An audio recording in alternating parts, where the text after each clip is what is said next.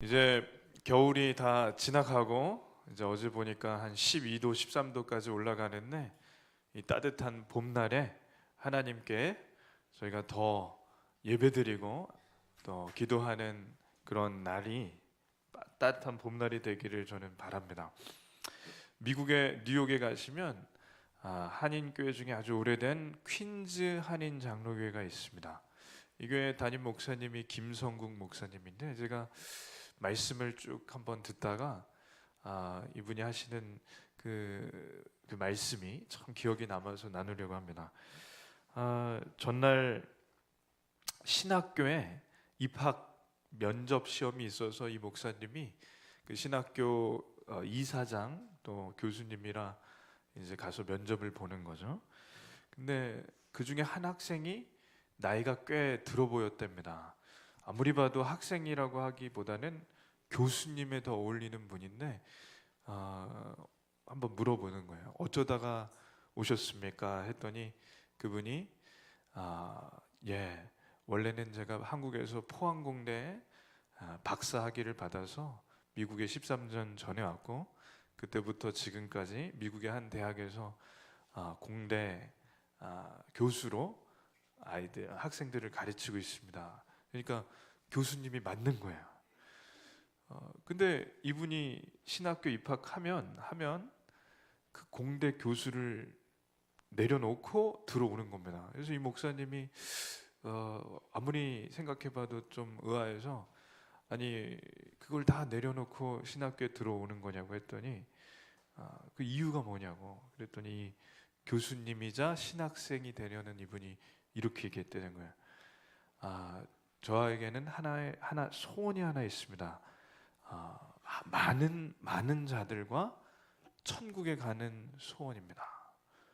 그래서 이 목사님이요 신학생인데 이 신학생이 더 은혜를 주는 것 같다는 거죠. 그래서 저도 그 말씀을 듣고 가슴 깊이 계속 남는 거예요. 많은 사람들과 천국에 가려고 그 정확한 소원이고 그 하나님께서 얼마나 좋아하실까. 신학교 입학 당연히 됐을 겁니다. 한 주 동안 계속 이 마음에 나오는 이게 남는데 저 안에 흐릿해졌던 것들이 조금은 흐릿해졌던 것들이 아주 뚜렷해졌습니다. 왜 목회를 하는가? 많은 사람들과 함께 천국에 가려고. 왜 우리 교회가 이곳에 있는가? 많은 사람들과 함께 천국에 가려고. 그러니까 이게 질문들이 많은데 이 하나의 대답으로 다 풀리는 거예요. 왜 교회를 다니는가? 나만 구원받으려는 게 아니라 많은 사람들과 천국에 가려고. 왜 푸른숲 교회 다니십니까? 왜 푸른숲 교회 이렇게 오래 다니시면서 집사님, 권사님, 장로님까지 되셨습니까? 많은 사람들과 천국에 가려고. 저희의 소원을 줄이면 다른 소원들은 다 빠지고 저는 이 한 가지 소원만 좀 남았으면 좋겠습니다. 많은 사람들과 천국에 가는 소원이 저희 마지막 소원이 되면 참 하나님이 기뻐하실 거다 좀 확신합니다. 그래서 그런 목적이 분명한 삶을 사시기를 축원합니다. 하나님께서 이제 산 위에서 십계명을 써서 모세에게 주시고 모세가 이 십계명을 받아서 설레는 마음으로 백성들에게 가르쳐 주려고 내려가려는 이때 하나님께서 빨리 내려가라고 하세요. 빨리. 그래서 모세가 빨리 내려가 보니까 백성들이 한마디로 굽판을 벌이는 겁니다. 금송아지를 만들어서 굽판을 벌이고 있어요. 그리고 뭐라고 하냐면 이분이 우리를 애굽에서 인도하신 우리의 신이다. 그러면서 사람들이 거기다가 제물을 갖다 바치고 하나님께 바쳐야 되는 번제 화목제를 이 송아지에다 갖다 바치고 엎드리고 그리고 지난주에 말씀드린 것처럼 무당이 작두를 타듯이 귀신에게 절하듯이 사람들이 춤을 추는 거예요. 이 앞에서 술 마시고 춤추고 그러니까 귀신이 좋아하는 건 지난주에 말씀드렸듯이 이때가 3,500년 전인데 3,500년 전이나 지금이나 귀신, 악한 영, 마귀가 좋아하는 거는 이제 똑같다는 거예요. 그래서 이 모세가 이걸 보고 너무 기가 막히고 황당해서 저희가 십계명 배웠죠. 신우망한 부살간도 거탐. 신은 다른 신을 섬기지 말고 우는 우상을 섬기지 말라고 했는데 다른 신인 금송아지의 우상 숭배를 하고 있으니 모세가 이 십계명을 들고 있기도 부끄럽죠. 이걸 써가지고 지금 얘기를 하면 잉크가 마르지도 않은 이 돌판에 첫 번째, 두 번째 계명을 바로 어기고 있으니 내려오면서 던지는 거예요. 돌판이 깨진 다음 이 돌판을 갈아서 물에 타서 이 백성들에게 먹이고 이 일을 주동한 3,000명을 죽입니다. 그리고 하나님께 회개하는데 하나님의 마음이 굉장히 어려우신 거예요. 저희가 출애굽기 이제까지 쭉 보고 저희가 다음 주까지 출애굽기 하고 이제 마치려고 하는데 출애굽기 처음부터 좀 다시 한번 보면 이스라엘 이 백성들이 애굽에 요셉의 그 초청 이후로 야곱의 가족이 온 이후 430년 동안 애굽에 정착했는데 그동안 왕이 바뀌면서 이제 요셉을 모르는 왕이 이 백성들을 노예로 삼습니다. 노예 생활이 얼마나 힘들었던지 이제 죽겠으니까 430년 만에 하나님께 살려달라고 울부짖으니까 하나님께서 10가지 재앙을 내려주시고 이 유월절을 통해서 애굽의 왕과 그 백성들의 힘을 쫙 빼신 다음에 이스라엘 백성들을 내보내세요. 200만 명을.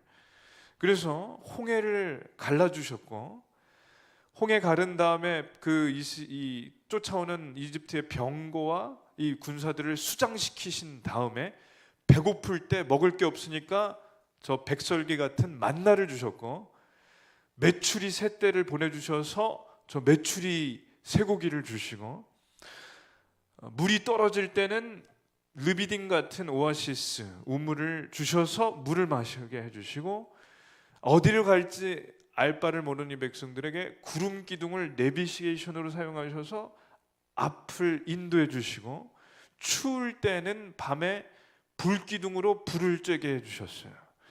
그리고 애굽에서 가나안까지 가는 직선을 만약에 가다 보면 블레셋 군대가 기다리고 있다가 이스라엘 백성들 전쟁 한 번도 안 해봤으니 몇만 명, 몇십만 명이 몰살 당할까봐 길을 구름 기둥으로 인도하셔서 꺾어주시고 밑으로 인도하셔서 오늘 시내산까지 온 것이고 시내산에서 십계명을 주셨는데 그 십계명을 받은 백성들이 제일 먼저 한 일은 뭐냐? 십계명을 깬 거죠. 하나님께서는 도저히 이 배은망덕 한 사람들, 이 은혜를 물에다가 새기는 이 사람들을 참으실 수가 없는데 모세가 뭐라고 하냐면 생명책에서 제 이름을 빼시더라도 이 백성들만큼은 좀 살려주십시오 하니까 하나님께서 마음을 조금은 돌이켜 주셨습니다. 근데요, 하나님이 마음이 완전히 풀리셨을까요? 아니면 찝찝하셨을까요? 정확하게 하시네요. 집사님 임직을 받으실 만합니다. 찝찝하신 거예요. 하나님이. 이제 증거를 보여드릴게요. 한번 읽겠습니다. 너희를 젖과 꿀이 흐르는 땅에 이르게 하려니와 나는 너희와 함께 올라가지 아니하리니 너희는 목이 곧은 백성인즉 내가 길에서 너희를 진멸할까 염려함이니라 하시니 아멘. 하나님께서 길게 말씀하셨는데 저걸 짧게 얘기하면 너희가 굉장히 찝찝한 놈들이다 그 얘기예요. 너희는 목이 곧은 백성이고 나는 너희와 함께 가지 않겠다. 너네만 가라. 그거예요. 그러니 하나님이 얼마나 마음이 이렇게 안 좋았다는 거죠. 이랬을 때 모세가 애가 탑니다. 하나님께서 같이 안 가신다고 하니까 애가 타는 것이고 하나님께서 전부 진멸하시겠다는 말씀까지 하시니까 모세는 애가 타는 거죠. 그런데 저희 말씀을 보면서 제가 모세라면 저는 하나도 애가 안 탈 것 같습니다. 요즘 표현으로 하면 젊은이들 표현으로 하면 1도 애가 안 타는 거예요. 1도. 왜냐? 제가 모세의 입장이면 물만 떨어지면 와서 제 멱살 잡고 물 달라고 저를 때리려고 하고, 먹을 게 아침에 없으면 와서 먹을 게 없다고 멱살 잡고 저 때리려고 하고, 뭐 하여튼 마음에 안 드는 것만 있으면 저한테 달려와서 대들고, 그러다가 잠깐 자리 비웠다고 금송아지 만들어서 하나님 없고 이게 우리의 신이라고 하는 이 사람들 지긋지긋할 거야. 그래서 저 같으면 이렇게 할 겁니다. 하나님, 더 혼내주세요. 더 이 사람들 좀 혼내주시면 속이 시원할 것 같습니다. 그럴 것 같아요, 저는. 근데 모세는 어떻게 하냐면, 모세는 마음이 큰 사람이에요. 하나님께서 모세 별명을 이렇게 지어주셨는데, 이 사람 모세는 지면에 가장 온유한 자로라. 이 땅에서 가장 마음이 온유한 사람이라는 거예요. 그러니까 저하고는 수준이 얼마나 차이 나는지. 그래서 모세가 어떻게 하냐, 하나님을 쫓아다니면서 계속 부탁드리는 거예요. 하나님, 이 백성 버리지 마시고, 하나님의 백성입니다. 하나님께서 안 가시면 어떡합니까? 하나님 좀 같이 가주십시오. 이 사람들 좀 죽이지 마시고 살려주십시오. 계속 그러는 건데, 제가 서두에 말씀드린 것처럼 이 모세의 마음이 마치 그 신학교에 입학하는 그 박사님, 그 공대 교수님하고 굉장히 비슷한 게 아닌가.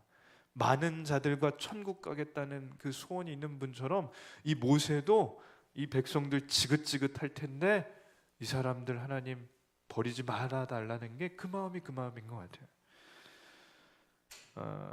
지난주에 부흥회 선교사님이 강사로 오셔서 말씀하신 것처럼 하나님은 성경 처음부터 끝까지 예배자를 찾으십니다. 그래서 예배자를 찾으실 때 저희가 예배를 잘 드리면요, 놀라운 변화는 뭐냐면 하나님의 마음을 저희가 조금씩 알게 됩니다. 그러니까 하나님이 어떠신지를 알게 되고 하나님 마음이 어떤지, 그래서 이심전심이 되는 수준까지 가면 그게 모세의 수준이죠. 모세는 하나님의 마음이 이해가 돼요. 하나님은 어떤 분이신가? 사람을 죽이고 사람이 고통당하는 걸 즐기시는 분이 아니세요. 그거는 알라신이 그래요. 이슬람의 알라신이 그렇게 명령하니까 사람들이 자살폭탄 테러하고 사람 목 잘라 죽이고 이러잖아요. 근데 우리 하나님은 그런 이상한 신이 아닙니다. 하나님은 사람을 치유하시고 살리시는 것을 좋아하시는 거예요. 그렇기 때문에 모세가 이 마음을 알았어요. 복음서에 보시면 포도밭 주인 비유가 나오는데, 예수님 말씀하시는데, 이 포도밭 주인은 아침 9시에 일꾼들을 모으러, 이제 포도 수확해야 되니까 일꾼들을 모으러, 일꾼들을 뽑으러 나갑니다. 인력 시장에. 근데 신기한 게 인력 시장에 9시에 나가서 이미 충분히 모았는데 12시에 또 나가요. 그럼 12시, 9시, 12시면 이제 일꾼들 다 모았으니까 포도밭은 사실 경작할 때 아무 문제가 없어요. 근데 신기한 게 3시에 또 나가요. 그리고 포도밭 주인이 이제 오후 5시에 마지막으로 또 나가요. 그리고 일꾼들을 데려와서 일을 시킵니다. 이 포도밭 주인이 이상한 거냐? 포도밭 주인이 해가 다 져서 일을 더 이상 할 수 없고 이미 일이 다 끝날 때까지 이 일꾼들을 모으러 가는 이유가 뭔지 아세요? 일꾼들한테 품삯 주려고 모으러 나가는 거예요. 일꾼들이 그 품삯 받고 가서 가족들 먹여 살리라는 게 이 포도밭 주인의 마음이에요. 이게 뭐냐면 포도밭은 천국이고 포도밭 주인은 하나님이라는 겁니다. 그러니까 하나님의 마음이 이해가 되시나요? 하나님은 이 포도밭이 중요한 게 아니라 이 포도밭에서 일을 해서 이 일꾼들이 살아나는 게 중요한 거예요. 그건 다른 말로 하면은 마지막 끝나는 이 땅에서 돌아가실 때까지 하나님께서는 구원하시고자 하는 마음이 있다는 거예요. 제가 장례를 치르진 않았고 경북대 병원에 제가 대구에서 섬길 때 한 청년이 전화가 왔는데 어머니가 돌아가시게 됐다고, 시한부 선고 받으셨다고, 64살이시라고. 그래서 이 청년이 35 정도 된 자매인데 제가 그때 교통사고 나고 퇴원해서 조금 뇌진탕이라 상태가 안 좋은데 전화 와서 급하게 와달라고. 그래서 제가 달려갔습니다. 갔는데 그 자매가 막 울면서 어머니가 이 혈액이 굳는 병에 걸리셔서 한 달 안에 돌아가실 거라고 사망 선고를 받으셨대요. 그래서 제가 그 어머니한테 가서 복음을 전하고 왔는데 정말 감사한 것이 그 어머니가 복음을 듣고 예수님을 영접했습니다. 그래서 그 장례가 기독교 장으로 그 어머니를 보내드렸습니다. 제가 그 소식을 나중에 어머니가 안 돌아가시고 하나님께서 치유하시면 그것도 참 감사하죠. 근데 하나님께서 언제 어디서 부르실지는 저희는 알지 못하니 그 부르시는 데는 다 뜻이 있을 텐데 제가 그래도 감사했던 것은 그 자매가 나중에 교회에서 만났는데 웃더라고요. 어머니가 천국 가셨다고.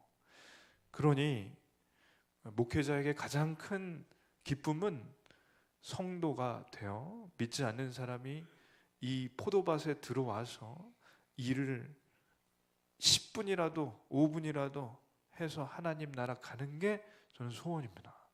그 일이 그때 이루어졌을 때 그 자매 보고 제가 더 좋더라고요.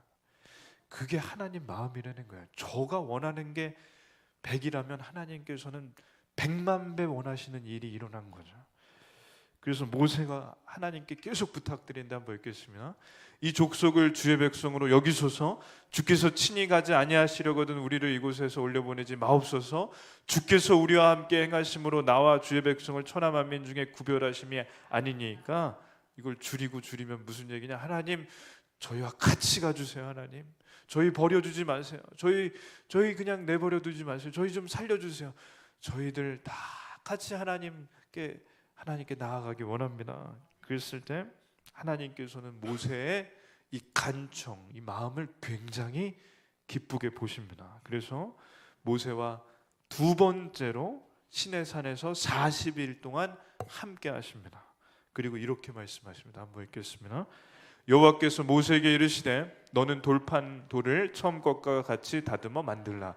내가 깨뜨린 처음 판에 있던 말을 내가 그 판에 쓰리니. 아멘.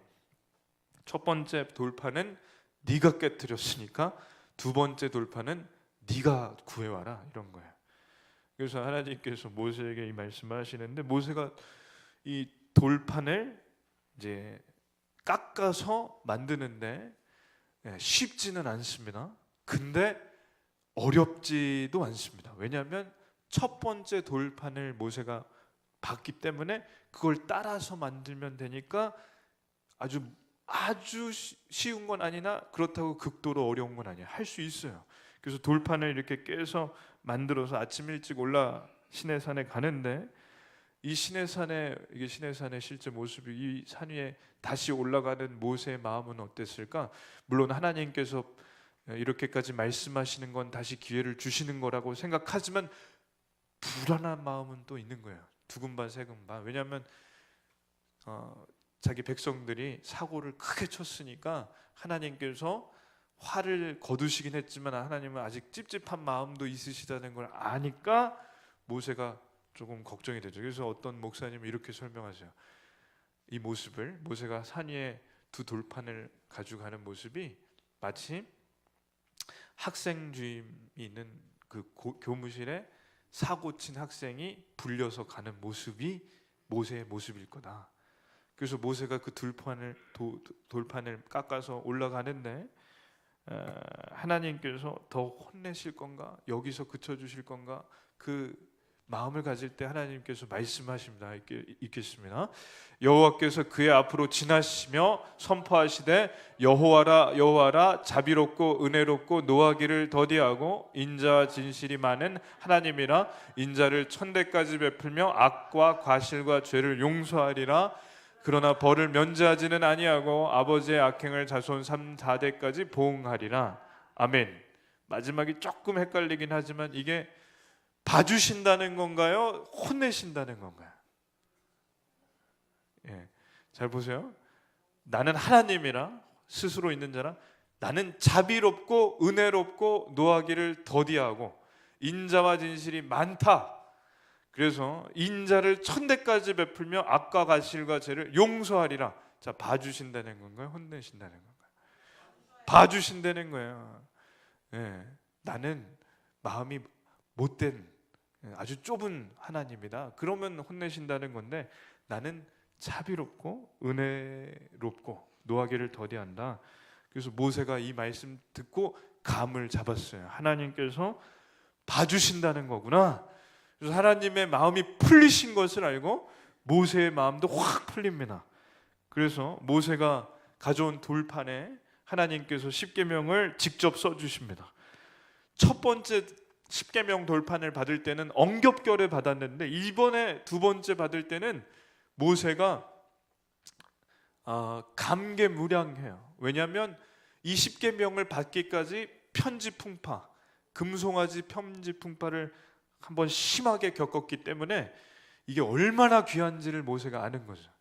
하나님께서 우리를 버리시려고 했지만 다시 함께 해주신다는 뜻이 담긴 돌판이니까 이 십계명 두 번째 돌판이 모세에게는 훨씬 더 귀한 겁니다. 그래서 하나님께서 다시 한번 기회를 주시는 뜻이 이 두 번째 십계명 돌판에 담겼고, 하나님께서 다시 한번 기회를 주시는 것이 복음입니다. 이것을 아시면 됩니다. 마귀는요, 성경에 이렇게 나와 있어요. 하나님께 상소를 한다고. 상소문 아시죠? 그 신하들이 왕에게 상소문을 올리는 거예요. 상소문. 이렇게 해주셔야 합니다 하고 하는 게 상소문인데, 마귀가 욥을 상소했다고 해요. 성경에 욥이 하나님을 재산도 많고 자녀도 많고 그래서 섬기는 거지 사실은 믿음이 없습니다. 그러냐 한번 재산을 날려보십시오 하고 상소를 올린 거예요.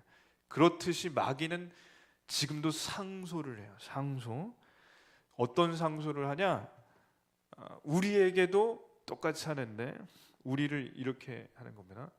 아무리 네가 회개해도 하나님은 너를 용서하시지 않을 거야. 어떻게 그런 죄를 져놓고 하나님께 나올 수가 있어? 하나님은 너 같은 놈은 절대 받아주시지 않아. 그게 우리에게 속이는 것이고, 하나님께도 이 마귀가 이 놈은 회개할 마음이 없습니다 하고 상소를 한다는 거예요. 마귀의 계략이에요. 그래서 저희 가운데 사실은 하나님께 나오는 것이 두려운 사람이 있습니다. 왜냐하면 하나님께서 저희를 받아주시지 않을 거라는 불안함이 있어요. 하나님께서 저희를 이것만큼은 봐주지 않으실 거라는 마음이 있는 것이죠. 그러나 성경은요, 다시 기회를 받은 사람들의 이야기입니다. 그 이야기들로 가득 차 있습니다. 요나가 하나님께서 니느웨로 가서 심판의 메시지를 전하라고 했을 때 요나가 안 갔어요. 원수 같은 나라라고 망해야 된다고 안 갔어요. 그리고 어디로 가냐? 스페인까지 도망갔어요. 다시스라고. 니느웨를 가라고 했더니, 지금으로 치면 우리로 치면 뭐 일본을 가라고 했더니 캐나다를 간 거예요. 요나가 배 타고. 그럼 하나님께서 이 고약한 놈 하면서 혼내시는 게 아니라 물고기 뱃속에 들어가게 하셔서 3일 동안 있다가 토해내게 하셔서 어디를 가게 하시냐? 니느웨로 오게 하세요. 다시 기회를 주셔서 이 요나가 니느웨에서 하나님께서 하라고 하신 대로 말씀을 선포합니다. 베드로는요, 예수님이 잡히시던 날, 그 재판을 받는 날, 닭이 울기 전에 3번 예수님을 부인합니다. 그렇죠? 근데 놀라운 사실은 부활하신 예수님께서 베드로를 찾아오셔서 괜찮다고 하세요. 내 양을 치라고 하세요. 기회를 주신 건가요? 아예 없애버리셨나요? 기회를 주신 거예요. 다윗이 밧세바와 간음하고 아기까지 가지며 하나님 앞에 큰 죄를 졌습니다. 그럼 하나님께서 다윗을 버리셔야 될 것 같이 이 이 남의 여자일 뿐만 아니라 이 여자의 남편까지 죽였어요. 우레아를. 그것도 충신. 하나님께서 다윗을 이런 고약한 놈하고 다시는 안 보셔야 될 것 같은데, 인간적인 생각으로는 하나님께서 나단 선지자를 보내셔서 다윗을 크게 꾸짖으십니다. 그때 다윗은 저 자리에서 엎드려 이 옷을 찢고 하나님 앞에 금식하고 회개를 합니다. 그때 하나님께서 다윗을 깨끗이 용서해 주십니다. 다윗이 깨끗이 용서함 받고 쓴 글이 있는데 그게 이 글이에요. 한번 읽겠습니다. 허물의 사함을 받고 자신의 죄가 가려진 자는 복이 있도다. 아멘. 그러니까 하나님은 다시 기회를 주시는 분이 하나님이십니다. 그게 복음입니다. 그게 좋은 소식입니다. 이분이 미국의 스티븐 아터번이라는 분인데요. 이분이 베스트셀러 작가예요. 베스트셀러 책이 잘 팔리는 분이에요. 근데 이분이 쓴 책의 제목이 뭐냐면 두 번째 기회인데, 예수님을 믿기 전에 이분이 집안 형편이 부모님도 이혼하시고 이렇게 사랑에 갈구하는 그런 사랑에 목마른 사람이라 그런지 이제 여자친구들을 많이 사귀었는데 잠자리를 쉽게 갖고 방탕하게 술도 많이 마시고 그렇게 살았습니다. 마약까지 할 만큼. 그러다가 한 여자친구가 임신을 했는데 이 사람이 낙태하라고 계속 얘기를 해서 결국에는 낙태를 했어요. 이 사람이. 이 사람이 낙태를 하게 만드는 그 여자친구가 얼마나 마음이 아팠을까요? 이 낙태를 한 여자친구가 이 사람에게 얼마나 원망을 했을까요? 근데 이분이 그때 참 놀라운 게, 죄인은요 뻔뻔합니다. 여자친구가 낙태하게 했는데도 결혼하자고 하는 여자친구를 버리고 낙태한 다음에 만나지 않은 이 사람은 죄책감이 없었다는 거예요. 근데요, 이 사람이 나중에 악몽을 꾸기 시작합니다. 악몽을 꾸기 시작하는 거예요. 그 아기, 자기가 낙태하게 했던 아기가 자꾸 꿈에 나오는 거예요. 그리고 이런 음성이 들려요. 야, 너 같은 게 인간이냐? 어떻게 그 핏덩이를 죽이냐? 어떻게 너 같은 게 인간이야? 넌 죽어야 돼. 그래서 이 사람이 그 다음부터 알코올 중독과 아예 인생을 자기가 이렇게 죄가 이렇게 심각한 사람이라는 것 때문에 견디지 못하고 사는데, 그때 이 사람이 이 말을 들은 거예요. 하나님께서 어떤 죄도 용서해 주신다. 이 사람은요, 죄 때문에 속이 썩어 들어가요. 다윗이 시편에 아까 전에 32편에 쓴 그 글을 보면요, 뭐라고 했냐면 죄가 해결되기 전에 자기의 뼈가 삭는다고 했어요. 뼈가. 죄 때문에 너무 힘들어서. 이 사람이 그거예요. 뼈가 상할 만큼, 뼛속이 썩어 들어갈 만큼 마음으로 너무 힘들 때 하나님은 용서해 주신다는 얘기를 했죠. 이 사람이 살아난 겁니다. 이 사람이 살아났어요. 그 다음에 나중에 쓴 책이 이 책이에요. 두 번째 기회. 하나님은 두 번째 기회를 나에게 주셨다고. 그 책이 엄청난 베스트셀러가 됐습니다. 그리고 이 사람이요, 상담학을 공부하는 분들은 좀 보면 좋은데 기독교 상담 센터를 열었어요. 근데 수많은 사람이 찾아와서 지금 미국에서 가장 큰 기독교 상담 센터가 됐어요. 근데 그 사람들에게 찾아오는 이유는 뭐냐? 이 안이 썩어 들어가는 이 마음이 힘든 우울증이나 이런 피해망상이나 이런 병 때문에 찾아오는데, 이분이 해주는 답은 너무나 간단해요. 하나님께서 다시 기회를 주십니다. 근데 자기가 경험했으니까 하나님은 다시 기회를 주실 겁니다라고 했을까요? 하나님은 다시 기회를 주십니다 그랬을까요? 네. 그랬더니 사람들이 살아나는 거예요. 하나님은 다시 기회를 주십니다 그랬더니 살아나는 거예요. 저는 이것이 우리 교회에서, 그리고 마음 가운데 힘든 분들에게 꼭 들려드리기를 원하는 말입니다.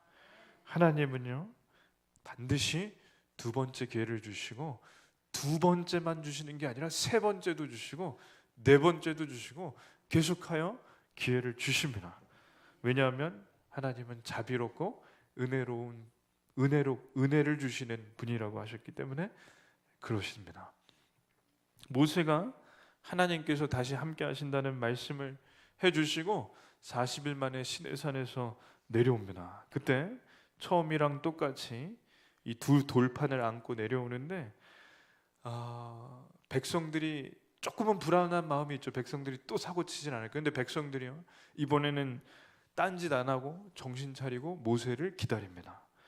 그런데 산에서 내려오는 모세의 모습이 정말 신기한 거예요. 한번 말씀 읽겠습니다. 모세가 그 증거의 두 판을 모세의 손에 들고 시내산에서 내려오니 그 산에서 내려올 때 모세는 자기가 여호와와 말하였으므로 말미암아 얼굴 피부에 광채가 나나 깨닫지 못하였더라. 아멘. 그래서 화가 중에 모세가 얼굴이 저렇게 광채가 났을 거라 그렇게 얘기하는 그런 분이 그린 분이 있습니다. 개인적으로는 이게 제 기도 제목입니다. 설교를 할 때 광채가 나면 전도 안 해도 알아서 찾아오실 거라고 이제 믿습니다. 근데 광채가 안 나가지고 조명을 많이 달고 이렇게 열심히 쐬고 있는데도 이런 모세의 광채는 아직 나지 않고 있습니다. 그러니까 기도를 좀 많이 해주셔야 합니다. 그래서 모세의 얼굴에 광채가 났는데 좀 재밌는 말은 뭐냐면 얼굴에 광채가 났더니 사람들이 무서워했대요. 그래서 하나님께서 제 얼굴에 광채가 안 나게 해주시고 조명빨을 받으라고 하시는 건 줄로 저는 믿습니다. 너무 또 얼굴에서 화나면 무섭대요. 그래서 사람들이 무서워하니까 모세가 근처에도 사람들이 못 오니까 이제 사람들이 두려워하는 거죠. 그러니까 아론과 온 이스라엘 자손이 모세를 볼 때 모세 얼굴 피부에 광채가 남을 보고 그에게 가까이 하기를 두려워하더니 아멘. 그래서 모세가 어떻게 하냐? 말씀이 참 쉬운데 수건을 머리에 썼대요. 저는 뭐 다른 걸 할 줄 알았는데 그냥 수건을 머리에 썼대요. 그랬더니 사람들이 찾아왔다는 겁니다. 제가 여기서 알게 된 것이 뭐냐면 하나님과 40일 동안 모세가 1대1로 하나님을 깊게 만났더니 모세의 얼굴에 광채가 날 만큼 변했다는 겁니다. 오순절 마가의 다락방에서 그 사도들과 제자들과 그 마가의 다락방에 모인 사람들이 기도했을 때 성령의 불 같은 것이 임하여 불의 혀 같은 것이 임하여 방언을 하기 시작했습니다. 변했습니다. 베드로가 예수님이 부활하신 다음에 만나 주시자 이 사람이 설교 한 번을 하면 3,000명이 그 자리에서 변화되고 회개할 만큼 이 베드로가 완전히 변했습니다. 베드로는요 원래 예수님을 부인하고 자기 혼자 먹고 살겠다고 물고기 잡으러 도망간 사람이에요. 그 사람이 예수님 만나자, 부활하신 예수님 만나자 다시 돌아와서 사람들이 이 로마 군사들이 지키고 있는데도 복음을 전하니까 이 3,000명이 그날에 회개를 하는 거예요. 그러니까 뭘 알 수 있냐? 하나님을 확실히 만난 사람은 변합니다. 예배를 드리실 때요 가끔 어깨가 축 처져서 들어오시는 분도 계시는데요 그런 분이 하나님의 임재를 예배 가운데 깊게 경험하면 어깨가 펴져서 나가는 경우를 봅니다. 그것은 본인은 모르세요. 저는 보여요. 가끔 보여요. 그런데 그게 살아나는 것이고 그 영혼이 있다는 증거입니다. 모세가 시내산 올라갈 때는 어깨가 축 처졌다가 내려올 때 얼굴에 광채가 났습니다. 왜냐하면 심령이, 이 마음이, 영혼이 근심과 걱정으로 다 죽어가는 그런 마음으로 올라갔다가 하나님께서 다시 기회를 주시니까 확 살아나는 거예요. 산 밑에 백성들도 죄 짓고 하나님 앞에 나아갈 수 없어서 밑에서 죄인들, 당연히 죄인들이지만 죄인들처럼 그러고 있을 때 모세가 살아나서 내려오니까 이 백성들도 그 모습을 보고 살아납니다. 우리가 심각한 죄를 지었지만 하나님께서 용서해 주시기로 하셨다. 하나님께서 우리와 다시 함께 하시기로 하셨다. 이것이 그 백성들에게 복음이고 저희에게도 복음입니다. 좋은 소식입니다. 하나님께서는 두 번째 기회를 주시고 용서를 구하고 회개하면 용서해 주십니다. 그렇기 때문에 허물의 사함을 받는 복이 굉장히 큰 복이에요. 가장 좋은 예가 다윗인데, 이 사람은 자기 부하의 아내를 겁탈하고 자기 그 부하를 죽인 사람이에요. 이런 사람은 지금으로 하면 징역 한 30년 가야 되잖아요. 근데 하나님께서 이 사람을 용서해 주시고 이 사람에게 허물의 사함을 받는 복을 주신다면 나중에 뭐라고 하시냐? 이 사람은 내 마음에 꼭 합한 자다. 그렇게 말씀해 주세요. 그것이 저희가 볼 때는 어떻게 하나님 사람 죽여놓고 그렇게 하나님 마음에 꼭 든다고 하십니까? 아니요. 사람 죽여서 마음에 든 게 아니라 하나님 앞에 와서 자기의 모든 죄를 깨끗이 용서받을 때까지 회개했으니까 하나님 마음에 드는 거죠. 그렇기 때문에 이 복을 정말 받으시기를 저는 기도합니다. 이분이 그 복을 받으니까 그 죄를 하나님께서 용서해 주시니까 책을 쓰면 책을 읽는 사람들이 치유가 일어나요. 자기가 경험한 걸 그대로 얘기했으니까. 그리고 상담센터에 오는 사람을 상담하면 그 사람들이 살아나요. 그러니까 왜 하나님께서 저희에게 두 번째 기회를 주셨는가? 처음에 설교한 말씀드린 그겁니다. 많은 자들과 천국에 오라고. 많은 자들과 천국에 오라고. 그래서 저희가 쓴 뿌리가 있었다면, 저희가 아픔이 있었다면, 상처가 있었다면, 우울증이 있었다면 하나님 앞에 나와 그것이 깨끗이 치유함 받으면 그게 하나님께서 약재료로 쓰시는 거예요. 많은 자들을 데리고 오게. 많은 자가 아니어도 한 사람, 두 사람을 데려오게. 그런 일이 일어나시기를 축원합니다.